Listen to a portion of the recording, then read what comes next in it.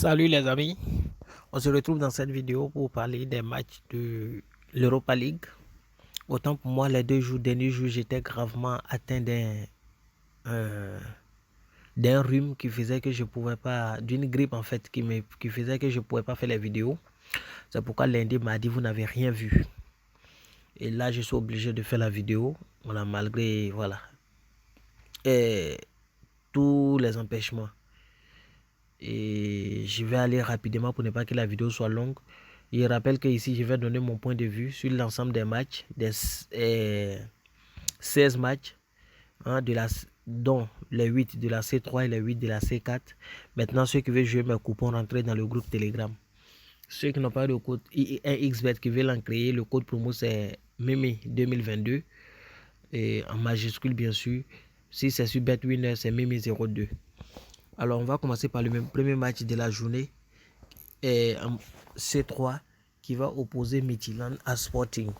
Lors du match aller, ils avaient fait 1-1 au match aller avec vraiment une grande surprise pour notre part, de la part de Midtjylland dans cette rencontre.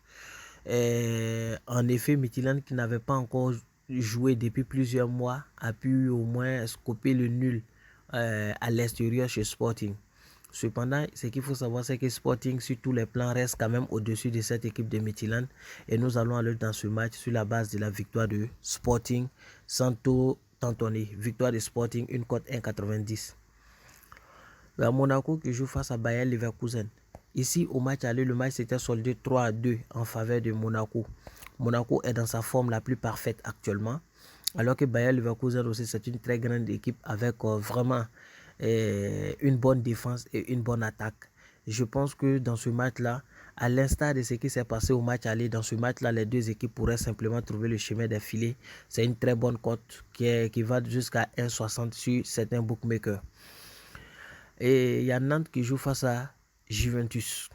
Au match aller, Juventus à domicile n'a pu répartir qu'avec le match nul face à une équipe de Nantes qui était moins favori.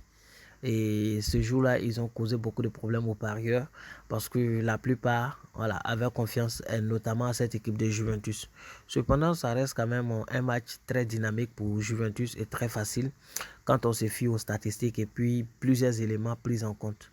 Nantes paraît plus en forme que Juventus actuellement, mais l'expérience dans cette en Europe, l'expérience européenne fera beaucoup la différence et je pense que Juventus pourrait se qualifier sans même aller au tir au but. C'est pourquoi on va aller sur la base de la victoire de Juventus. Il y a PSV qui joue face à Séville. Ici, ce qu'il faut savoir, c'est qu'au match aller, Séville avait maté PSV à domicile 3-0. Ça, c'est l'élément fondamental à prendre en compte. Donc, PSV, pour se qualifier, doit forcément gagner Séville 3-0 pour espérer aller au tir au but. Les conditions de but à l'extérieur étant annulées, même 4-1 également, ça passe. Mais il faut marquer au moins 3 buts d'écart. Mais Séville reste quand même une équipe très expérimentée en Europa League. Tout le monde connaît Séville. C'est la meilleure équipe d'Europa League présentement. Je pense qu'ils sont les plus titrés. Et PSV, c'est une grosse équipe qui a connu certes des erreurs. Mais je pense que dans ce match-là, contrairement au match aller, les deux équipes pourraient trouver simplement le chemin des filets.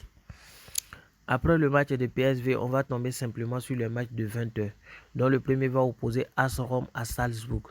Au match aller, Rome étant bien favori, étant donné que Red Bull n'avait plus joué depuis plus de 2 à 3 mois, nous avions pensé que Rome était très favori et puis ils avaient tous les rudiments. Mais le match s'est soldé par une défaite de Rome 1-0 sur le terrain de Salzbourg. Je pense que demain c'est la vengeance, c'est la revanche. Mais Salzbourg reste quand même une très grosse équipe et peuvent surprendre à n'importe quel moment pour trouver le chemin des filets au moins une fois. C'est pourquoi je vais aller sur la base de Rome au nul et à plus de 1,5 but dans le match. United qui joue face à Barcelone. Les deux équipes les plus en forme de l'Europe actuellement. Voilà, United très en forme du côté de l'Angleterre, Barça très en forme du côté de l'Espagne. C'est un match assez ouvert et très intéressant, mais je pense que l'équipe de Barça est très réduite pour faire face à cette équipe actuelle de United. Je pense que dans ce match-là, on va aller sur la base de la victoire de United. Pour moi, United pourra mettre fin à la belle saison il va dire belle période de Barcelone dans ce match parce que Barcelone quand même il y a plusieurs blessés et pas les moindres. Ousmane Dembélé, Pedri, hein, et non pas les moindres, pas les moindres, trop de blessés et ça va vraiment jouer en leur défaveur. Il y a Rennes qui joue face à Shakhtar Donetsk. Au match aller, Rennes avait perdu 2-1 face à Shakhtar Donetsk. Donc pour se qualifier, Rennes doit gagner 2-0. S'ils veulent aller au tir au but, c'est 1-0 parce que la condition de but à l'extérieur est annulée comme je l'ai dit. Du coup, dans ce match-là, Rennes reste quand même l'équipe la plus en forme parce que Shakhtar Donetsk, ça fait très longtemps qu'ils n'ont plus joué. Ceux qui connaissent bien cette équipe, c'est une équipe en Ukraine et compte tenu de la crise, c'est un peu difficile pour eux. Je pense que Rennes a tous les rudiments pour rejoindre le 8e de finale dans ce match-là. Et pourquoi je vais aller sur la base de la victoire de Rennes. Il y a Union de Berlin qui joue face à Ajax. Au match aller, le match s'était soldé 0-0, surprenant ainsi tout le monde. Parce que nous tous, on s'attendait à beaucoup de buts dans ces matchs. On pensait que les deux équipes allaient trouver le chemin des filets. Mais quand même, on va repartir sur cette base après analyse.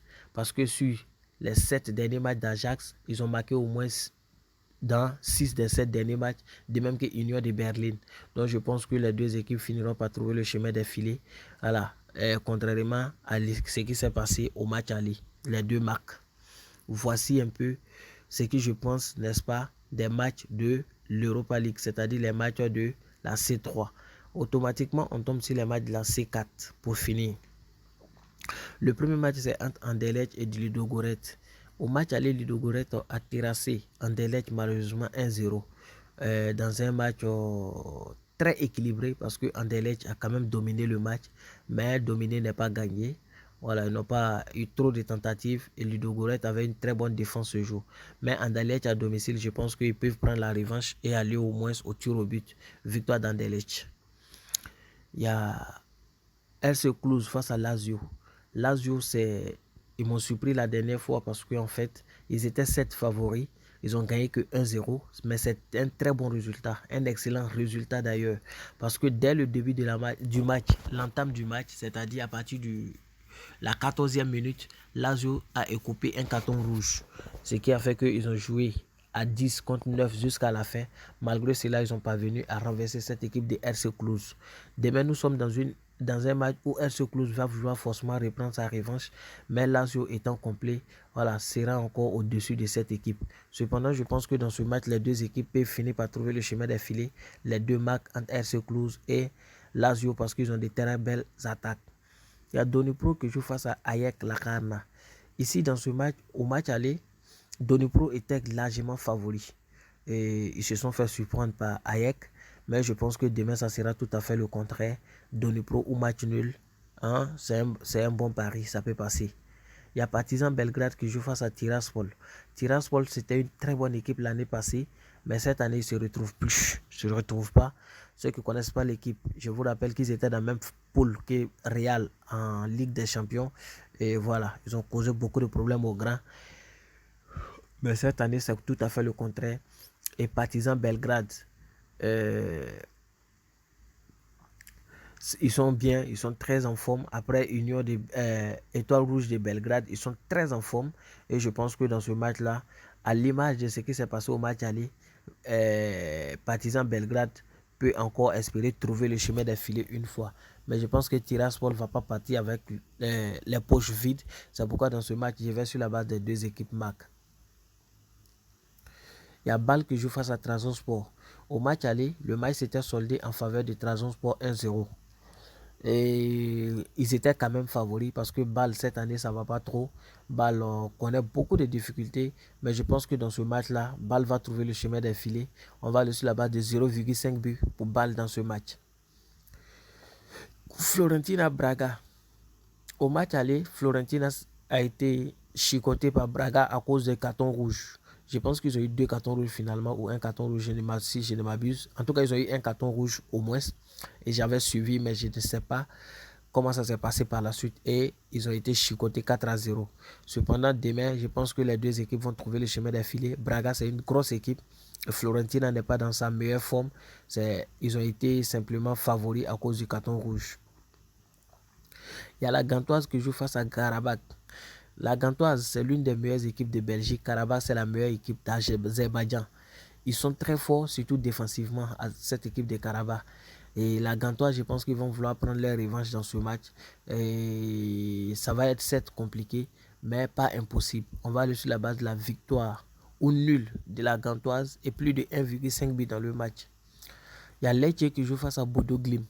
Au match aller, Bodo Glimt, le favori, n'a pas trouvé le chemin d'un filet. Chose rare, parce que Bodo Glimt, c'est l'une des équipes qui marque le plus en Europe. Parmi les petits clubs, bien sûr. Voilà, parmi les petits clubs d'Europe, c'est l'une des équipes qui marque le plus. Mais lors de ce match-là, ils n'ont pas trouvé le chemin d'un filet. Autant pour moi, comme je vous dis, je suis fatigué et enrhumé en même temps. Donc, je pense que dans ce match-là, ça sera tout à fait le contraire de ce qui s'était passé.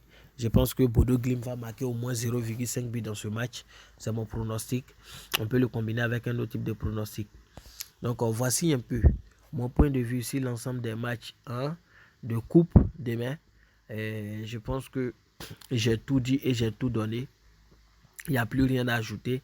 Il y a des coupes de Russie et sur lesquelles je ne vais pas me prononcer, 7, mais qui peuvent se retrouver dans mes coupons. C'est pourquoi j'invite ceux qui veulent jouer mes coupons à rejoindre carrément le groupe Telegram. Je vais publier mes coupons demain matin pour ceux qui veulent les tenter. Merci encore à vous. Bien de choses à vos familles. Que Dieu vous bénisse.